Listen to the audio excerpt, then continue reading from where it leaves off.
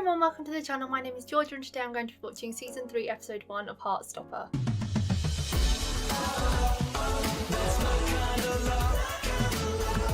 Oh my god, it's finally here, and it's one of those shows where we've been waiting for it for so long and then it comes around and you just almost don't want to watch it because then it's over. If you know what I mean. Like, sometimes I like the wait for things, but the wait is painful. It's sick and twisted. But I'm so excited for Season 3. As per usual, I didn't watch the trailer or any of the teasers that they put out because I like to go in blind. I haven't read the novels, so please no spoilers in the comments. I don't mind you giving info, you know, from the novel when certain scenes have aired, but no future spoilers, please and thank you, because I like to know as little as possible when going into any show. Last year, I remember there was this timestamp thing going around where before you watch the season, you pick an episode and a timestamp and just see what scene that turns out to be. So I'm going to stick with the one that I did last year because I'm boring like that. So I'm going to stick with episode 4, 1527. I had to go back and see what it was. I remembered I chose one from episode 4, but I didn't remember what the number was. So I'm sticking with the same timestamp, and hopefully this year I actually remember to look, because when I watched episode 4 of season 2, I completely forgot that I'd even said the timestamp and forgot to check until after I watched it. So hopefully by the time I reach episode 4, I will remember that is the episode I've chosen. That's just a little bit of fun to watch out for, but I'm very excited for season 3. I don't know what the theme is going to be. I hope we focus a lot more.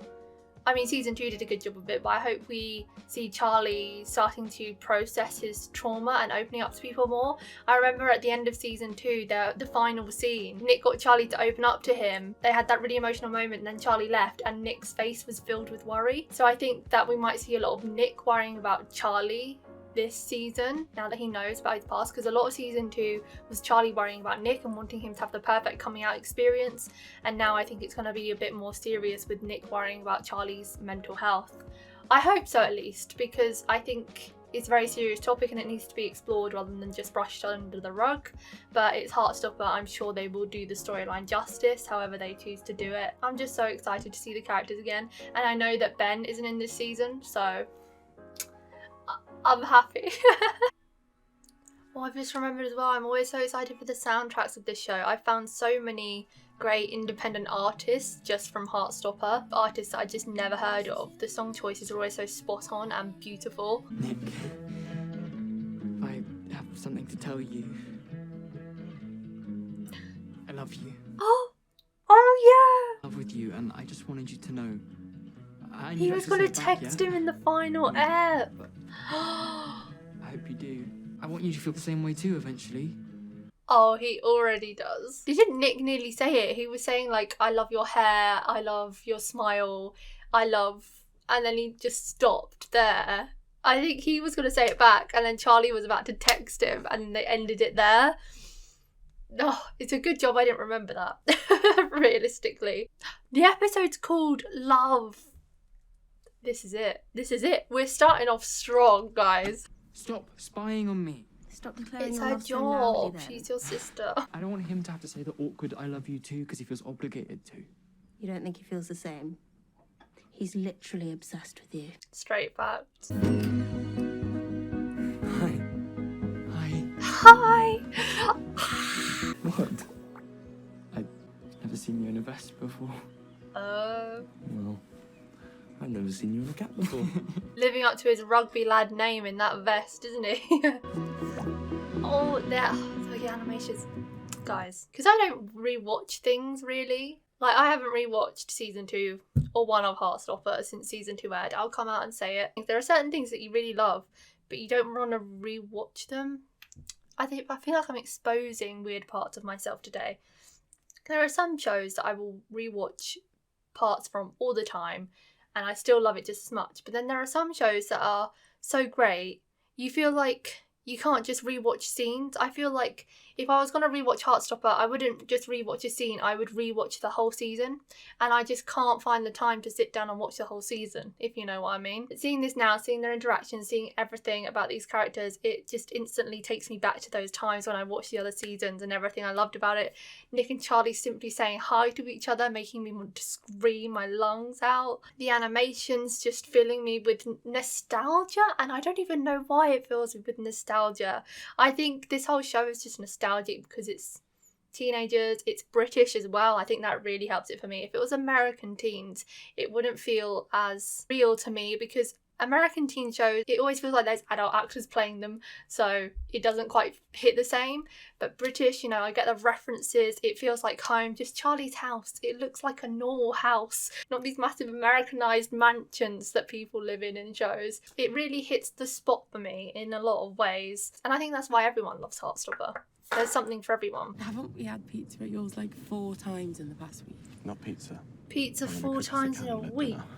I need the win. I got kicked out of my house. My mum almost walked in on us again, so you owe me. I can't remember if Tara's mum knows or not. Oh, literally everyone's here. Imogen, Isaac, Sahar. I wonder if there'll be any new characters this season.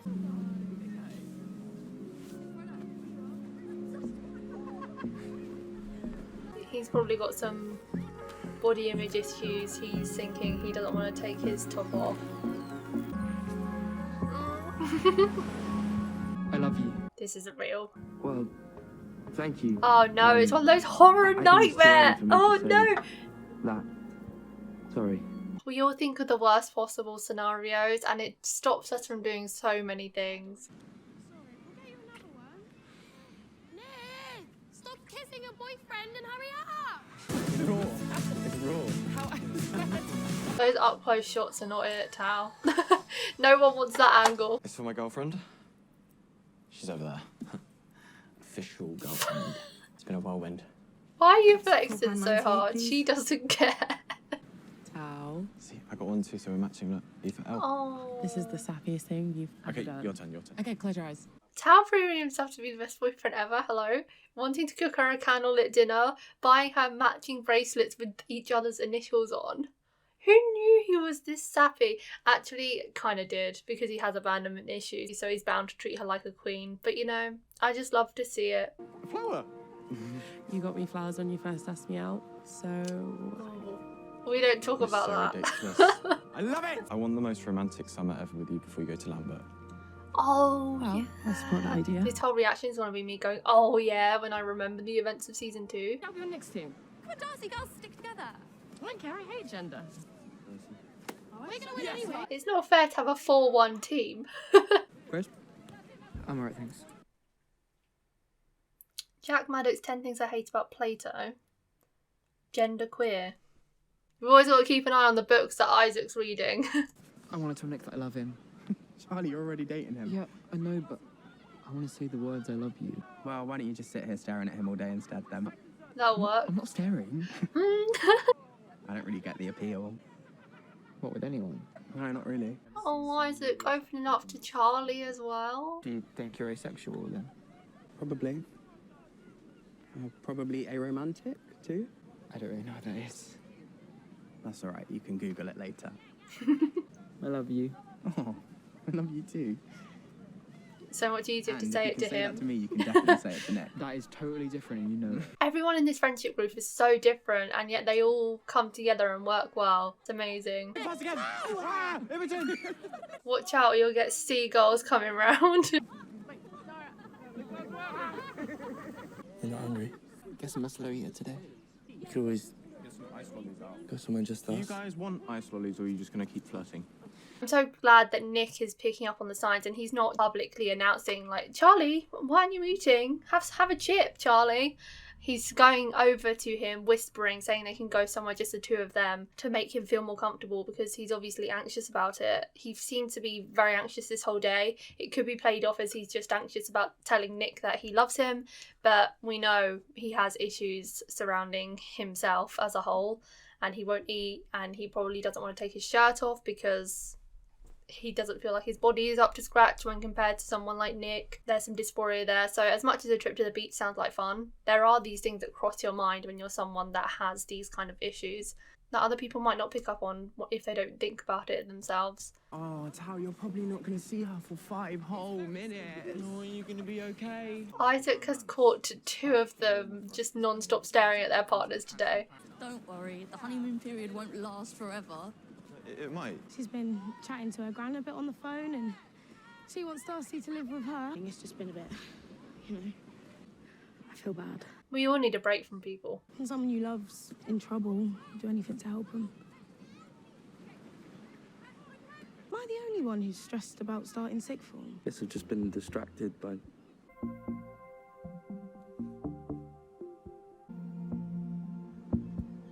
other things. Nick and his chronic Googling. There's something I need to talk to Charlie about. It's something serious. It's hard to broach the subject when it's something so personal like this. How to talk to him about it without making things worse. It's so sad because Charlie is trying to work up the courage to tell Nick he loves him, and Nick is trying to work up the courage to ask him about an eating disorder.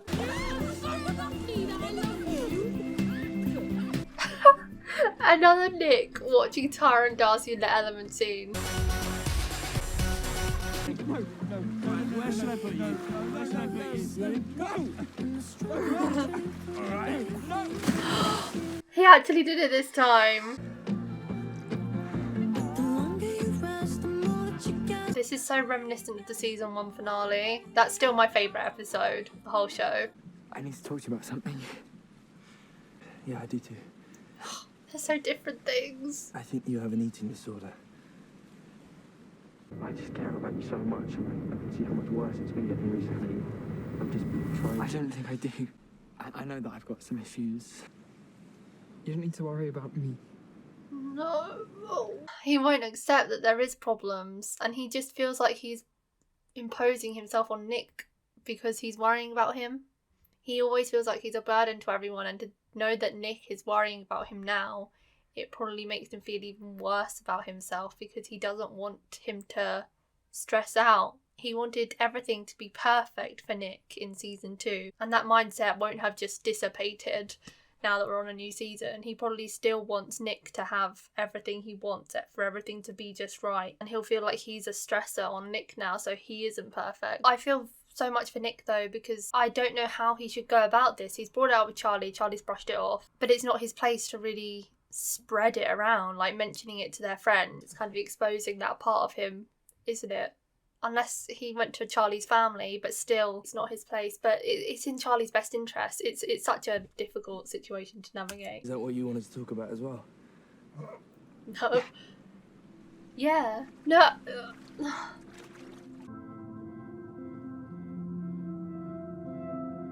So everyone's so loved up, but they've all got one struggle that they're going to have to deal with this season.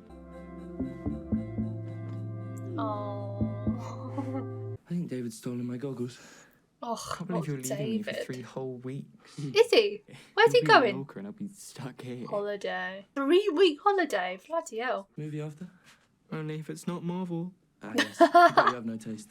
That's such a dig at Joe Locke's casting, isn't it? You might have more space if you lived with her. I don't need more space. I live with my dream girlfriend. I think we need some personal space too. We'll try it. I'll call her. I hope she's nice. Yeah? Thank you for everything. Don't burn down my house, huh? Okay. Thanks for the faith, Mum. Oh my god. Okay, we can just order pizza. We can have a romantic candlelit Domino's. Domino's again? Are you not sick of pizza? Nothing's going to change, okay? You don't have to be constantly trying to impress me. It's good to see Charlie eating something.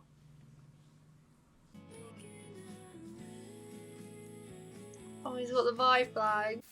My mum said I have to go home. You know when we were in the sea? You're going to say I love you now through a door. I lied.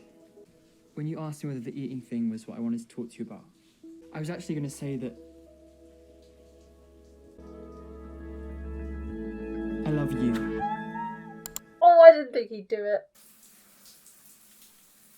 Oh, Anyway, I can walk myself home. Bye. Run after him, Nick. Baby. Oh God. Put some clothes on first, though. Charlie! Oh, clothes! Yeah. Such an idiot. No. Nick, come on, hurry up. Ooh.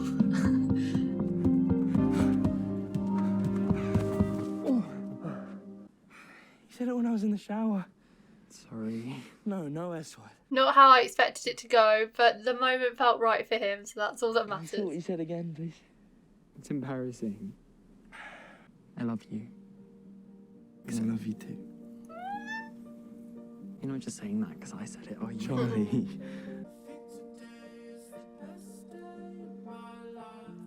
The song, guys. Why are we like this? A beautiful mess. Because you're Charlie. They went for the Dominoes. And they're eating with a knife and fork. You're not even wearing a shirt. I thought you liked it. I saw you peeping at me on the beach. I'm more concerned about the fact he's not wearing any shoes. Walked to my house with no shoes on. Yeah, that's how in love I am. I think you'd do the same for me. Yeah, I would. Great first episode, as always. The first episode I always find is me getting back in the groove of the show and just remembering how much I love it. They did a good job of setting up the struggles of the characters this season.